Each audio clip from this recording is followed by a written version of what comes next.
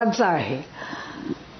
नाही पण त्याच्यामध्ये एक भाग त्याच्यामध्ये काय होतो, गावामध्ये राहणारे लोक आहेत तेच गावामधल्या लोकांच्या बद्दल तुम्ही बोलताय. त्याच्यामध्ये होतं काय की प्रमाण भाषेचा जेव्हा आग्रह धरला जातो तेव्हा मग आणि पाणी पाणी तर याच्यावरून ना म्हणजे हजारो लाखो लोकांना एक न्यूनगंड त्यांच्यामध्ये निर्माण केला गेला किंवा केला जातो की तू शुद्ध बोलत नाहीस. आणि मग ते न आणि न चा आग्रह धरणं म्हणजे तो धरलाही पाहिजे आणि काही वेळेला सोडलाही पाहिजे.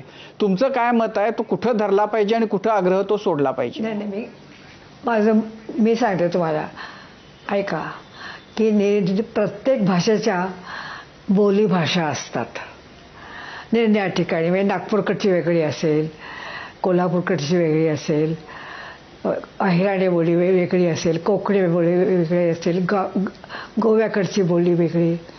ह्या मराठीच्या विविध प्रकारच्या अशा बोली भाषा आहेत. त्या बोली शब्दाकडे लक्ष द्या, त्या फक्त बोलण्यामध्येच असतात. त्याचं लेखन होत नाही.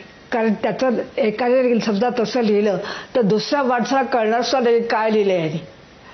आणि सगळ्यांना जर ते हवं असेल तर तुम्हाला लेखनामध्ये प्रमाण भाषाच वापरली पाहिजे.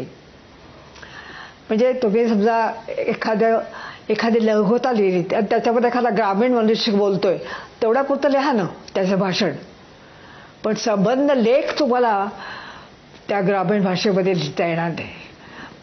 कारण एक म्हणजे तुम्ही जर लिहिला तर वाचणारही कोणी नाही. पण एकंदरीत ताई म्हणजे तुमच्याशी गप्पा मारून खूप सगळ्यांनाच आम्हाला खूप समृद्ध झाल्यासारखं वाटतंय. आणि सुरुवातीला म्हटलं तसं म्हणजे तुम्ही इतकं छान बोलताय आणि इतक्या छान दिसताय आणि इतक्या प्रसन्न आहात तुम्ही की 100 वर्षांच्या तुम्ही आहात असं तुम्ही सांगताय, म्हणूनच आम्ही त्याच्यावर विश्वास ठेवावा. पण आणखीन तुम्हाला दीर्घायू उत्तम आरोग्य लाभो अशा आमच्या सगळ्यांच्या शुभेच्छा. तुमचे आशीर्वाद आमच्या सगळ्यांवर राहोत. मराठीवरचं तुमचं प्रेम आमच्यामध्येही तसंच पाझरो अशी मी प्रार्थना करतो. आणि खूप छान वाटलं तुम्हाला आज कट्ट्यावर. आभारी आहे तुमची.